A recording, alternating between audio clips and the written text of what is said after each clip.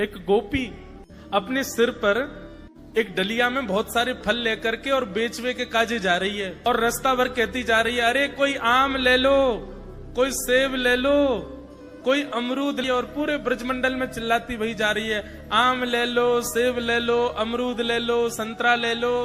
उस स्वर को जब नंद नंदन ने अपने नंद भवन में क्रीड़ा करते हुए श्रवण किया, नन्हे से गोपाल जी हैं, केवल 3 वर्ष की आयु है ठाकुर जी के, मोटे मोटे पाम, मोटे मोटे हाथ, ठाकुर जी को नेक्स सो पेट, बटुआ सो मुंह, और ठाकुर जी क्रीड़ा कर रहे हैं। और क्रीड़ा करते करते तोतली बानी में यशोदा मैया से कहने लगे, बोले मैया मैं फल खरीदवे जाऊंगो।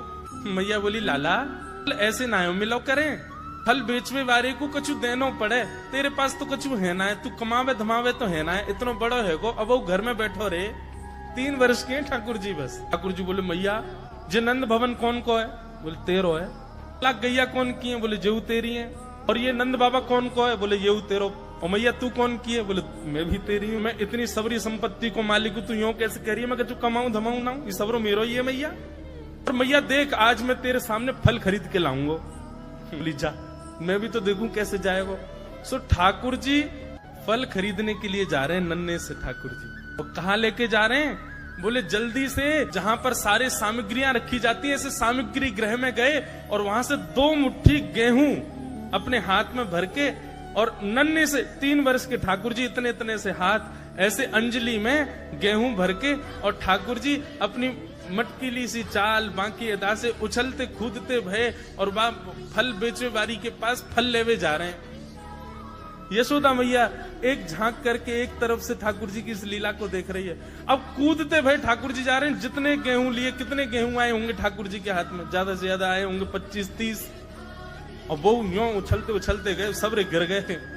अरे कोई आम ले लो, सेब ले लो, अमरूद ले लो कहती हुई जैसे ही जा रही थी, तभी उसकी दृष्टि पड़ी एक गली में, और वो गली जा रही थी नंद भवन की ओर। नंद भवन से नन्हे से बालक, नन्हे से सांवरे सलोने ठाकुर जी, छोटी सी धोती पहनी है, हाथन में पद्म राग के कड़ूला पहने हैं, गले में कौस्तुभ मणि पहनी है, सुंदर घुंघराले केशन को गूंथ करके यशोदा मैया ने ऊपर सुंदर मोतीन से लड़ बांध करके वहां में एक मोर पीछ लगायो भयो है। नन्हे से ठाकुर जी इतनी व्याकुल भरी दृष्टि से देख रहे हैं उस फल बेचने वाली को कि कहीं चली ना जाए, वहां से पहले मैं जाके आते फल ले लूं। ठाकुर जी के उस रूप को देखते ही वो फल बेचने वाली वहीं रुक गई, देखने लगी सुंदर से ठाकुर जी को। ठाकुर जी बाके सामने जाके खड़े है गए। उसने अपने फल की डलिया नीचे रखी। ठाकुर जी फल देख रहे हैं कौन से लेने। अब उंगली करके ठाकुर जी करें, जेवारो दे दो, जेवारो दे दो, ये दे दो, ये दे दो, करते करते करते पूरी डलिया ही कह दी। बोले सबरी दे दो। गोपी बोली अरे लाला ये सब ऐसे ही ले जाएगो, कछु देगो ना मोकू? अरे ऐसे ना मिलो करे, कछु देनो पड़े, चल कछु दे मोकू तभी मिलेगी। ठाकुर जी बोले तो फिर रो काई क्यों रही है? मैं ऐसी थोड़ी लेके जाऊंगा, नंद बाबा को ला लाऊं, मेरी सभी संपत्ति है, मैं अपनी संपत्ति में से कछु हिस्सा तुमको दूंगा तब पल लेके जाऊंगा। अच्छा दियो, कहा देगो संपत्ति में? तो जितने गेहूं ठाकुर जी भर के लाए वहां में से केवल एक बचो ठाकुर जी के हाथ में। और ठाकुर जी मुट्ठी खोल के वो एक गेहूं ले में, और बड़े संकोच वश कि अब एक ही बचो, कहा करूं, ले जी है। उस एक गेहूं के दाने को अपने हाथ में लेकर के कोमल से ठाकुर जी की उस मुखाकृति को देख करके वो फल बेचने वाली की तो सुध बुद्धि चली गई। ठाकुर जी बोली अरे नजर लगावेगी मुकू, चल जल्दी फल दे दे। बोले फल दे तो तुम, लेके कैसे जाओगे? 4 आम के बराबर के तो तुम स्वयं हो, एक आम के ऊपर एक ऐसे 4 खड़े कर दूं तो इतने बड़े तो तुम खुद ही हो, कैसे लेके जाओगे?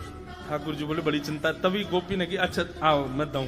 ठाकुर जी को हाथ पकड़ करके उनकी कारी कमरी खोली, उनकी पीताम्बरी ने ढीली करी, और ठाकुर जी के कछु फल तो कमरिया में बांध दिए, कछु पामन में बांध दिए, कछु हाथन में बाजू बंद बना के बांध दिए, कछु गरे में लटकाई दिए। ऐसे कपड़ान में फल भर भर के ठाकुर जी के पूरे अंग में फल लटका दिए।